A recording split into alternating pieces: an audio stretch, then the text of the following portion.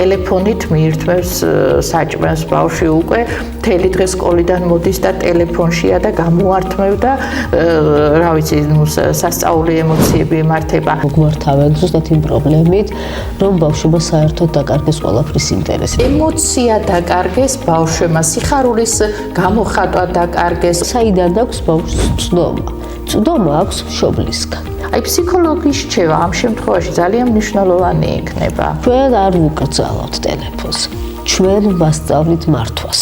მოგესალმებით, დავბრუნდით გადაცემა ნეომედი ეკასოხიშვილთან ერთად, რომელიც შეგიძლიათ ნახოთ ინტერნეტ სივრცეში ყოველ შაბათს ნეოტივი ჯიზე. ყოველ შაბათს თქვენ შეხვდებით საინტერესო ადამიანებს და ვისაუბრებთ მენტალურ ჯანმრთელობაზე, განვითარებაზე, ჯანმრთელობის პრობლემებზე, ურთიერთობებზე და საერთოდ ყველაფერზე, რაც მედიცინას შეეხება. დღევანდელი გადაცემის სტუმარია ძალიან საინტერესო და ჩვენს ქალაქში ცნობილი ადამიანი, ცნობილი ფსიქოლოგი ანა ხუტიაშვილი. მოგესალმები ანა. გამარჯობა. მიხარია რომ დაგვიბრუნდი გადაცემაში და ჩვენ არაერთი საინტერესო გადაცემა გვაქვს ჩაწერილი და ის რჩევები, რასაც ჩვენ ამ ეთერით ვაძლევთ ჩვენ მოსახლეობას, ეს მშობლები იქნებიან, სხვა ზრდასრული ადამიანები თუ ბავშვები, ძალიან მნიშვნელოვანია და სხვათა შორის ყოველთვის დიდი გამოხმაურება აქვს ხოლმე. დღევანდელი ჩვენი გადაცემის თემა იქნება ისევ და ისევ გაჯეტები, იმიტომ რომ გაჯეტებმა და ამ ახალმა სოციალურმა სივრცემ, ახალმა ტექნოლოგიებმა, ხელოვნურმა ინტელექტმა კიდევ უფრო გაართულა და წინ წამოსწია პრობლემები განსაკუთრებით ბავშვებზე. ფაქტიურად ყველა მშობელი ჩივის იმას, რომ შეუძლებელია უკვე ბავშვების მართვა და სერიოზულ ემოციებში ვარდებიან, სერიოზულ პრობლემებს ქმნიან. საერთოდ ემოცია დაკარგეს ბავშვმა, სიხარულის გამოხატვა დაკარგეს, ურთიერთობები, კომუნიკაცია, თამაში აღარ შეუძლიათ და ამას ცოტა მოგვიანებით ვიტყვი უკვე ჩემი პრაქტიკიდან გამომდინარე. რა არის ამის გლობალური მიზეზი და როგორ უშველოთ ამ ყველაფერს? მოგესალმებით კიდევ ერთხელ, თემა ნამდვილად ძალიან აქტუალური და საინტერესოა. დღითი დღე იზრდება იმ ადამიანების რიცხვი, იმ მშობლების, რომლებიც მოგმართავენ ზუსტად იმ პრობლემით, რომ ბავშვმა საერთოდ დაკარგეს ყველაფრის ინტერესი. დაკარგეს როგორც სწავლის ინტერესი, ასევე ურთიერთობის არაფერი არ უნდა, გარდა იმ კომპიუტერის და იმ თამაშის, სადაც არის დილიდან საღამომდე ჩართული. რა თქმა უნდა, 21 საუკუნეში ტექნოლოგიები ძალიან წინ და AI-ც აგერ არის და უკვე ეს აღარ არის ისეთი შემთხვევა, რომ ანუ ყველა სჭირდება და ყველა იყენებს. უბრალოდ ჩვენ გვჭირდება აქ ძალიან სწორი დამოკიდებულება მშობლის მხრიდანაც. როგორ გავაკონტროლო, რა გავაკეთო? როგორ მოვიქცე ისე, რომ ჩემს შვილს ჰქონდეს დოზირებულად ამ თუნდაც გაჯეტებთან კომუნიკაცია. რატომ არის და აქ მთავარი კითხვა ჩდება, რას იღებს ბავშვი გაჯეტიდან? იღებს პირველ რიგში იაფასიან დოფამინს, რატომ? იმიტომ რომ ძალიან მარტივად იღებს იმ სიამოვნებას, იმ რაღაცა ემოციას, რის მიღებაც რეალურ ცხოვრებაში, რის მიღებასაც რეალურ ცხოვრებაში რთულად ჭირდება, კი, უფრო მეტი ძალისხმევა სჭირდება. ეს არის იაფასიანი და ძალიან მარტივად მისაღები. როგორ გავაკონტროლოთ დაუშვათ, აი დღეს უკვე ძალიან ბევრი ისეთი საშიში თამაშები შემოვიდა, საშიში რაღაცა TikTok-ში ვიდეოები შემოვიდა, რომელიც ქვეცნობიერად ისე კარგად არის დალაგებული, რომ ამ ბავშვებზე იმოქმედოს, რომ თუნდაც ეს მათი ქცევები, აი აშკარა გადაღებული აქვთ იმ რაღაცა ვიდეოებიდან, დამოკიდებულება უფროსებთან, მასწავლებლებთან, რაღაცა აგრესიული ფონი, აი ეს ყველაფერი როგორ გავაკონტროლოთ? პირველი და ყველაზე მნიშვნელოვანი კითხვა ჩდება აქ, რომ თავიდანვე საიდან აქვს ბავშვს წვდომა. წვდომა აქვს მშობლისგან. ნებისმიერ სოციალურ ქსელს აქვს ასაკობრივი ზღვარი, რომლის თუ ბავშვმა ვერ მიაღწია, ანუ გარკვეულ ასაკს ფიზიკურად ვერ დარეგისტრირდება იმ page-ზე, ხო, იმ გვერდზე. აქედან გამომდინარე, პირველი კითხვა არის მშობელთან. რა არის მიზეზი, რომ ჩვენ მათ თუნდაც ვარეგისტრირებთ? იქნება ეს TikTok, იქნება ეს Facebook-ი და ძალიან კარგად ვიცით ჩვენ, რომ ძალიან ბევრ სკოლის მოსწავლეს დაწყებითი კლასიდანვე აქვს ეგრეთ წოდებული თავისი სოციალურ ქსელში დარეგისტრირებული თავის სახელით. პირველი გამოწვევა არის ეს, რაც მშობელმა უნდა გააკონტროლოს. მეორე არის ის, რომ ჩვენ თვითონ მშობლები ძალიან დიდ დროს ვატარებთ. და ჩვენ თვითონ ხდებით მაგალითები. ისეთი ჩათრევა იცის. კი, და მაგარა ექსპერიმენტიც არის ჩატარებული. თითქოს სკროლავ და ამასობაში გადის ძალიან დიდი დრო. როდესაც აი 5 წუთი ავიღებ და ისე გადის 40 წუთი 1 საათი, რომ ანუ იკარგები დროში და სივრცეში. ეს ჩვენ მოზრდილები ვიკარგებით და უკვე პატარებზე ველაპარაკეთ რთულია, რამდენად მათ უჭირთ აი ამ დროის მართვა. კიდევ ერთი ძალიან მნიშვნელოვანი არის საკითხი, რომელიც ანუ ამ გაჯეტებს ეხება, იქ სხვადასხვა როლებს ირგებენ ბავშვები. იქ ყველაფერი შეგიძლია, იყო ძალიან მარტივად შეგიძლია როლის ცვლა. მე ვეკუთვნები გარკვეულ ჯგუფს.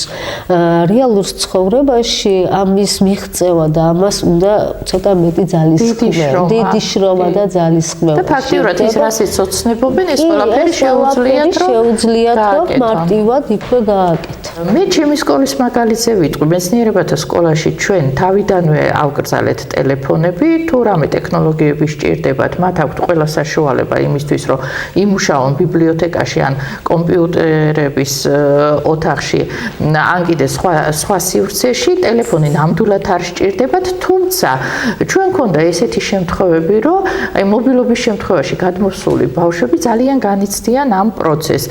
მათთვის აი იმხელა დისკომფორტია და პრობლემაა, რომ ტელეფონი ხელში არ უჭირავთ, რომ ძალიან რთულად ეგუებიან ხოლმე მე ამ პროცესს, თუმცა ხშირ შემთხვევაში მშობლების დაძალებით, რომ აი მათთვის ძალიან მნიშვნელოვანია აი ეს ტელეფონის არარსებობა, იმიტომ კი არა რომ საჭირო არ არის, იმიტომ რომ ეს ბავშვები ვერ მართავენ თავიანთ თავს.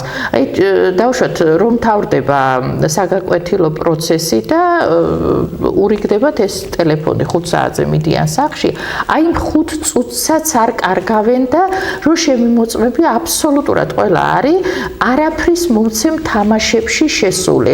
აი რა უნდა გავაკეთოთ? თუნდაც რჩევა მომეცით სკოლაში, რომ მე მაგალითად მქონდა ესეთი გეგმა, რომ ძალიან კარგ ორგანიზაციასთან ჩვენ მემორანდუმი გავაფორმეთ.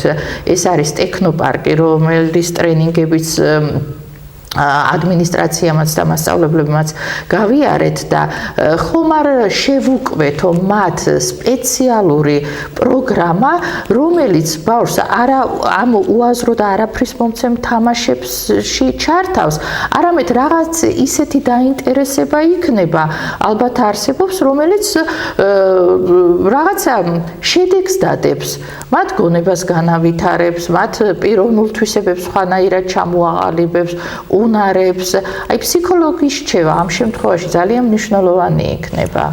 ძალიან მნიშვნელოვანი. და თან პარალელურად მშობლებისთვისაც კი ბატონო, ძალიან მნიშვნელოვანი საკითხია და აქ პირველი, რასაც მე თვითონაც როგორც მშობელი ხშირად ვაკეთებ, ეს არის ციფრული ჰიგიენა.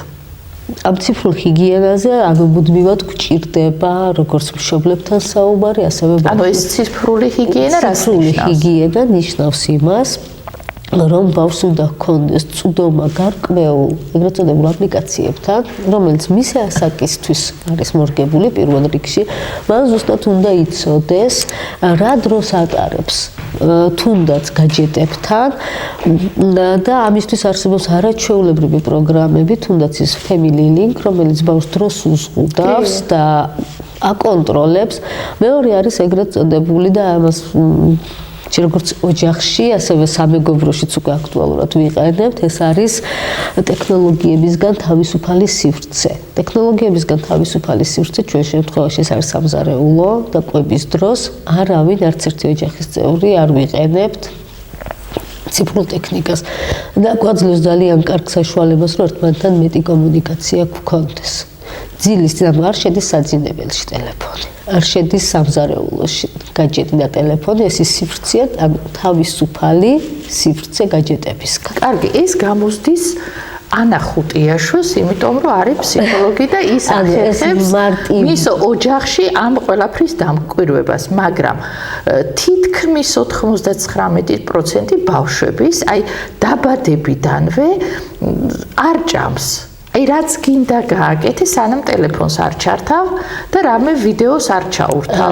და ბოლოს ერთხელ დარჩა მშიერი, ორჯერ დარჩა და მე მშობელი უკვე იძულებულია ჩაურთოს რაღაც ვიდეო, რომ რაღაცნაირად გადაიტანოს.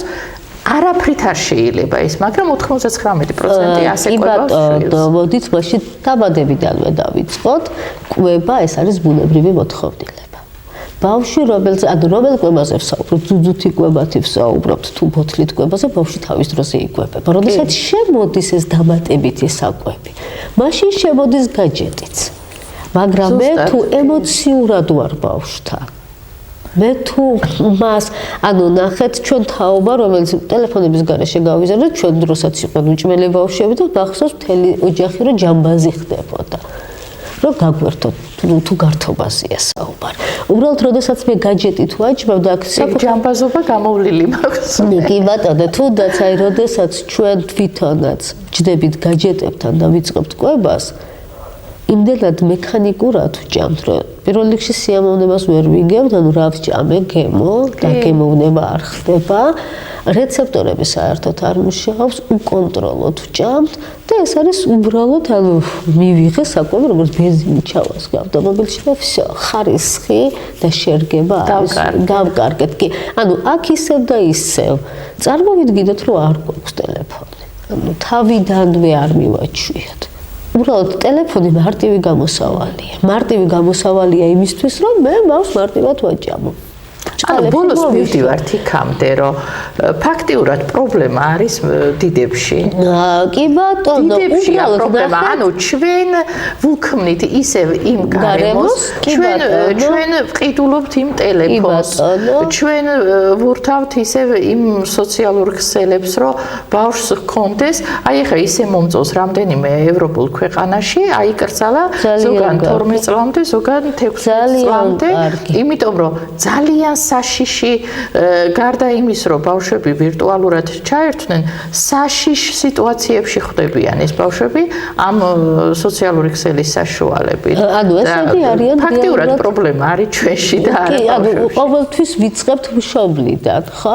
მე უნდა ვიყო იმის მაგალითი და აი პირველი რაც მინდა ახლა დღეს ვინც გვიყურებს ყველა მშობელს, პირველი ნაბიჯი რაც უნდა გადავდგათ, აი დღეს სამსახურდა რომ დავბრუნდებით, ყველამ გამოვნახოთ თუნდაც 9 საათი და ვეთამაშოთ ბავშვებს ისე როგორც ვეთამაშებოდით მას ცოტა პატარა ასაკში. ანუ დავუთმოთ დრო. და რეალური кейსებია ჩვენი, როდესაც მოსულან ბავშვები და უთქვამთ, რომ იცი რა არის, მე მჭირდება საუბარი, მაგრამ მე მსმენელი არ მყავს. იმიტომ რომ მე როდესთან მივედი რაღაცით, ერთი წუთი რაღაცას ვუყურებ და ანუ ამ კიდე პარალელურ რეჟიმში ის რაღაცა სოციალურ ქსელს ეგრევე სკროლავს. გეთახმები არის კატეგორია მშობლების, რომლებიც რატომღაც აი ის დრო, რაც შულებთან უნდა გაატარონ, სოციალურ ქსელში არიან და მუდმივად იმიჯს ქმნიან, რომ არასდროს დრო არ აქვთ, თუმცა რაც არ უნდა დაკავებული და რაც არ უნდა საქმიანი და წარმატებული მშობელი იყო, ყოველთვის უნდა გამოძებნო შვილთან დრო. მაგრამ მე გეტყვი პირადად ჩემი მაგალითით და ძალიან ბევრი ჩემს გარშემო მყოფი ოჯახების მაგალითით, ძალიან ბევრ დროს ვატარებ პირადად მე, როგორც ბებია, როცა ჩემი შულიშულები ჩემთან არიან, თითქმის მთელი დრო მათთვის არის, მაგრამ მაინც ეხლა მთელი დღე იქ საოჯახო საქმეებია და მაინც არ გამოდის რომ მთელი დღე მათთან იყო, ხო? საკმარისია დრო გამოყო და რაღაცა შენ სივრცეში მოხდე, ძალიან უჭირთ თამაში, ძალიან უჭირთ, აი არ უნდათ ეზო, ჩემ დროს იყო ეხვეწებოდნენ ეზოდან შემოსვლას, ეხლა ეხვეწები ეზოში გაუშვა. იგივეს ვიტყვი დავუშვათ ჩემს გარშემო სამეგობროზე, აი აღარ უყვართ ეზოში ბავშვს ვეღარ ნახავ. იშვიათად უბანი, სადაც ხმაურიანი ეზოა. და აქედან გამომდინარე ეს ძალიან კარგია ეს მაგალითები, მაგრამ კონკრეტულად, აი, უკვე დაუშვათ სიტუაცია გაფუჭებულია, უკვე ტელეფონით მიირთმევს საჭმელს ბავშვი, უკვე მთელი დღე სკოლიდან მოდის და ტელეფონშია და გამოართმევდა, რა ვიცი, სასწაული ემოციები ემართება. აი, სიტუაცია არაჯანსაღია. რა გავაკეთოთ, აი, ეტაპობრივად რომ მივყვეთ ამ ჯანსაღ სიტუაციაზე რომ გადავიყვანოთ. პირველი ეტაპი და დაუშვათ თუ რაღაც წინააღმდეგობა გვექნება, რა გავაკეთოთ ამ შემთხვევაში? პირველი ეტაპი არის შეთანხმება და წესების დაწესება. ბავშვებს ძალიან სჭირდებათ წესები და საზღვრები. უნდა იყოს წესები. მოვედით სკოლიდან, პირველი წესი ვთქვათ. საუზმეა ვახშამია რაც არის ტელეფონის გარეშე, აქედან ჩვენ არ ვუკრძალავთ ტელეფონს. ჩვენ ვასწავლით მართვას. და ვასწავლით იმის მოთ, ანუ პირველი წესი არის ეს, მეორე როგორც აღვნიშნეს ზონები, სადაც ტელეფონის გარეშე ვართ. მესამე არის ის, რომ ჩვენ შეგვიძლია ჩავანაცვლოთ ის თამაში და ვასწავლოთ კომპიუტერის სხვანაირად გამოყენება. ჩვენ არ ვებრძვით კომპიუტერს. ჩვენი კომპიუტერი ამ შემთხვევაში და გაჯეტი არ არის ჩვენი მტერი. ჩვენ და დავანახოთ, რომ ამისგან მე შემიძლია ძალიან ბევრი კარგი რაღაცა ავიღო და ვისწავლო. უნდა ძალიან. და კიდევ ერთი არის ის, რომ თუნდაც ეს თამაშების და ეზოს რაც შეეხება, აქაც მოდით კითხვა დავსვათ და დავფიქრდეთ. ბავშვები არ გადიან თუ ჩვენ არ ვუშვებთ. შეიძლება ეგეც არის. შეიძლება ესეც არის. ამიტომ ისევ მე მქონდა შემთხვევა ერთ-ერთმა ბავშვმა დედასო არასდროს ცალია გამიყვანოს ეზოში. არა, უბრალოდ არის ცალია თუ შიშის ფაქტორია, რომ მე მეშინია ბავშვის, მაგრამ მეზარება თუ დრო არ მაქვს, ცოტა ხანი მე გავყვე. სამწუხაროდ მარტო გაშვების გვეშინია და ამ შემთხვევაში ხო, აი ნახეთ შეუძლებელია. ყოველთვის არა, მაგრამ ეტაპობრივად ზოგჯერ ხო შეგვიძლია. კი. აი რომ დავფიქრდეთ, ძალიან მეორმა ბავშვმა არ იცის ფიზიკური აქტივობით როგორ დაკავდეს. და კიდევ ერთი ძალიან მნიშვნელოვანი არის ის, რომ როდესაც მე ტელეფონს გამოვართვებ და ჩამოვართვებ, აი ამაზე ძალიან მინდა რომ ყურადღება გავამახვილო. ხშირ შემთხვევაში მშობელი ანაცვლებს გაჯეტს, ტელეფონი იქნება ეს თუ ქსელური თამაში, იმით რაც ბავშვისთვის ნაკლებად სასიამოვნოა. წაიკითხე, ისწავლე, წადი რაღაც სხვა რამით გაერთე და აი აქ ვუღუპავთ ჩვენ შვილებს. როდესაც მე მას ვეუბნები, რომ ახლა შენ ტელეფონი უნდა დადო, მაგრამ ვიცი რომ ძალიან უნდა ხა თქვა გასეირნება, ანუ რაღაც, აი წავიდით ახლა ეს უნდა გავაკეთოთ. ბავშვები სიხარულით დებენ ტელეფონს. ალტერნატივას როდესაც ვთავაზობ, უნდა იყოს მისთვის ბევრად უფრო სასიამოვნო. მაგრამ ზოგჯერ რთულია ამის უკვე პოვნა რა უნდა. ხო, აქ ახლა ისიც უნდა გავითვალისწინოთ და რო ხშირ შემთხვევაში მშობლები ისეთი დაღლილი მოდიან სამსახურიდან და მერე სახლში იმდენი საქმეა გასაკეთებელი. ანუ სულ ის მომენტი, რომ მე ვიზრუნო შენ გართობაზე, იმიტომ რომ შენ ტელეფონი არ აიღო ხელში, რატომღაც ძალიან რთულია. მივცეთ ბავშვებს, ქალბატონო, ეგა აუცილებლად უნდა მივცეთ ბავშვებს მოწყენის საშუალება. ნუ შეგვეშინდება მათი მოწყენის, იმიტომ რომ ამ დროს ანუ გამოვართვი ტელეფონი და ის თუ მოიწვენს და ცოტას ეძებდა და არაუშავს. კი, არაუშავს. ნახეთ, ძალიან ხშირად მსმენია, რომ აი მე ოღონდაც არ იტიროს. ოღონდაც არ განერვიულოს. თუ ბავშვმა არ იტიროს. ტირილზე მეც ძალიან ისეთი. ხო, თუ არ იტირა, უნდა ისწავლოს ამ ემოციების მართვა და მიიღება, რომ კი შეიძლება რომ ემოწყენილი ვიყო. აბა მოდი დავფიქრდე, დავრჩე. ჩვენ თაობა, რომელსაც ბევრი რაღაც გვაკლდა, გვინდა რომ ანუ ყველაფერი ამათ გქონდეთ. მაგრამ რეალურად როგორც წეგან თქვენ აღნიშნეთ, მივიღეთ თაობა, რომელსაც ემოციები აღარ აქვს, სიამოვნებს არაფრისგან აღარ იღებს და ანუ თუნდაც ბოლო მოდელის ტელეფონი მისთვის ეს ჩვეულებრივია. ჩვენ დროს ველოსიპედს რომ ეყიდათ, მთელი თვე უნდა დალოდებოდი ან რაღაცა რომელიღაცა მაღაზიაში უნდა შეეტანათ, ხო ძალიან მარტივად იღებენ ბავშვები ყველაფერს ყველანაირი ძალისხმევის გარეშე. ფაქტობრივად აღარაფერი ნატრებად, იმიტომ რომ ხილულიც არის. ეს ერთი და მეორე, აქაც გადასარევად ვიცი თუნდაც თქვენი სკოლის, თუნდაც იმ ბანაკების გამოცდილება გვაქვს, როდის უჭირთ ბავშვებს პირველი რამოდენიმე დღე. სკოლაშიც უკვე აქ რო ნახეთ ქცევა ჩამოყალიბება აქ როდესაც არის წესები და ამ ეს წესები არის თან მიმდევრული ბავშვებს არ უჭირთ ამ წესებთან შეგუება თუნდაც სკოლაში რომ იცის რომ მოვა 10:30-ზე 10:30 და 5 საათამდე მას არ ექნება ტელეფონი შფოთვა ნაკლებია თუ იტირებს გაუვა მიიღებს რა თქმა უნდა გააპროტესტებს და მიიღებს თუ არა და ამან იცის და აი ამ წესებს ემორჩილება ბავშვებს მოსწონთ წესები მე რას ვიტყვი ახლა კიდე იცი აი პრობლემა მართლა მშობლებშია აი ხა ჩვენთან სკოლაში ხო არის რომ 10:30-დან 5 საათამდე ბავშვი სკოლაშია ოღონდ ეს ფაქტიურად 7 საათნახევარი მოიცავს არა მარტო სასწავლო პროცესის კვებითი პროცესია დასვენების პროცესია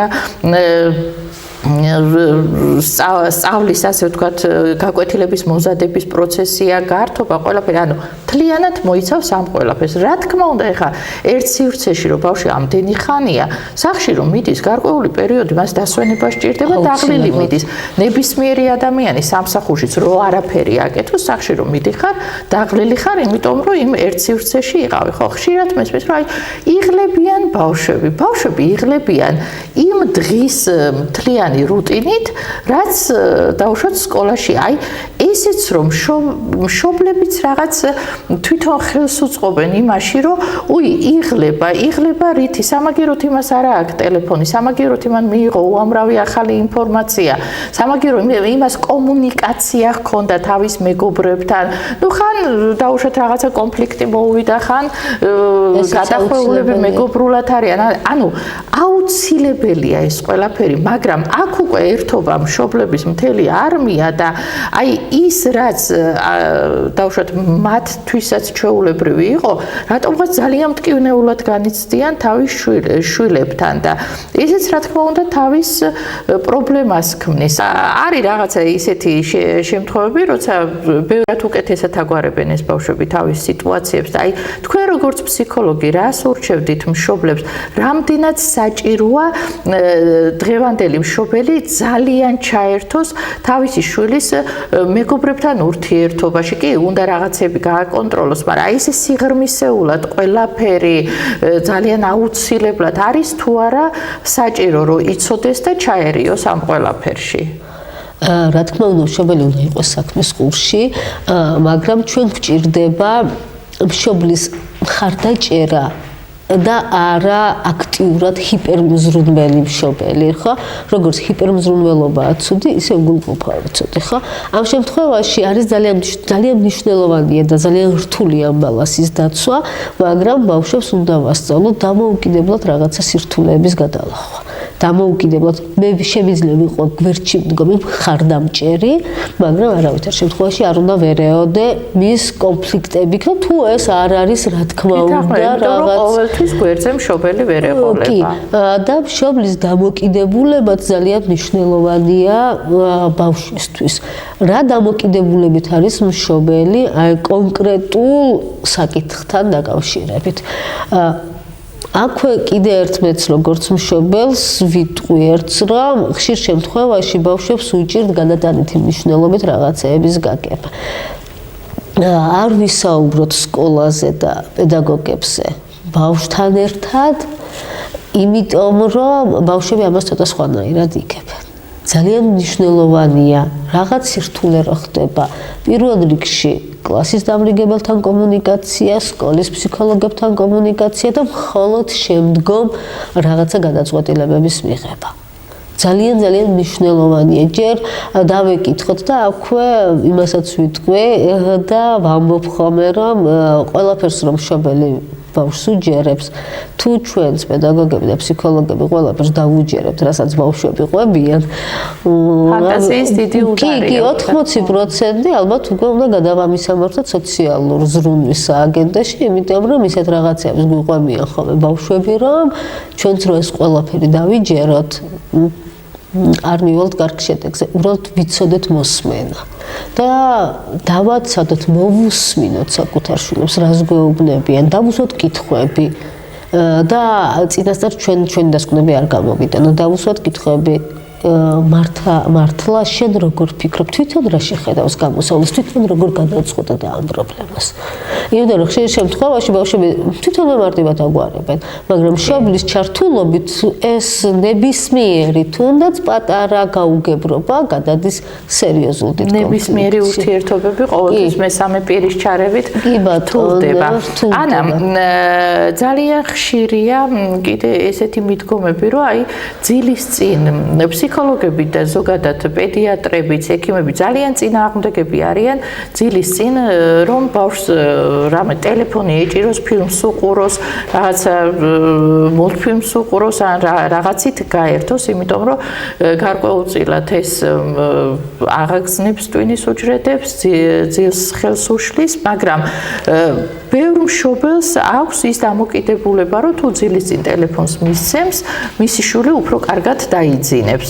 ამ შემთხვევაში თქვენ როგორც ფსიქოლოგი რას ურჩევთ? რა თქმა უნდა, ეს არანაირად და ვერანაირად ვერ უწყობს კარგ ჩაძინებას ხელს, იმიტომ რომ ეს სწრაფი ცვალებადი ფერები და ამხელა დატვირთვა ტვინს პირიქით აღაზნებს და უფრო აქტივაციის იმაში გადაყავს თავის ტვინი. აქვე თუ მაინც და მაინც უნდა თქვა ყურება, მე ესეთ რეკომენდაციას ვიძლევი, მას ცადეთ და ჩართეთ ტელევიზორს დიდ ეკრანზე, სადაც მიჯაჭვულობა უფრო ნაკლები, ანუ თვალთაყება და გარშემო ვხედავთ რაც ხდება, ეს ერთი. მეორე ცოტა რო შევამციროთ აი ეს დამოკიდებულება, კიდე კარგი იქნება თუ ფერებს ცოტა დავუკლებთ. თუნდაც ტელეფონში. ანა, საბოლოოდ რო დღევანდელი გადაცემა შევაჯამოთ, საკმაოდ საინტერესო გადაცემა გამოგვივიდა, რა თქმა უნდა, ყველაფერს ჩვენ ვერ მოვიცავთ პატარა დროში, თუმცა ვთვლი რომ ყოველ შაბათს ექნებათ მშობლებს და ჩვენ მოსახლეობას იმის საშუალება, რომ უფრო მეტი და მეტი ინფორმაცია მიიღონ ყველა იმ პრობლემაზე, რა პრობლემაც დღეს უკვე ჩვენ გვაქვს რეალურ სამყაროში, რჩევები მივცეთ, ეს რჩევები რა თქმა უნდა გაითვალისწინოთ და საბოლოოდ რომ შევაჯამოთ ჩვენი დღევანდელი გადაცემა, აი მივედით სახლში და რას ვაკეთებთ? დღეს რომ მივალთ სახლში, აი ყველამ თუნდაც 30 წუთით ყველა ოჯახის წევრმა გადავდოთ ტელეფონები და ერთად ვიპოვოთ გამოსავალი რა გავაკეთოთ, რით გავერთოთ, ეს ერთი ყველაზე მნიშვნელოვანი და მეორე, ნუ ვხედავთ მხოლოდ და მხოლოდ საფრთხეებს გაჯეტებში, იმიტომ რომ გაჯეტები და კომპიუტერული ტექნოლოგიები გვაძლევს უამრავ შესაძლებლობებს, თუნდაც რომ განვითარდეთ, მეტი ვისწავლოთ და რაღაცა ახალი შევქმნათ. ძალიან დიდი მადლობა დღევანდელი სტუმრობისთვის, საინტერესო საუბრისთვის. ჩვენ კიდევ შევხვდებით ერთმანეთს სხვა დროს და სხვა კითხვებით და სხვა გადაცემაში. მომავალ შეხვედრამდე. მადლობა მოწვევისთვის, მომავალ შეხვედრამდე.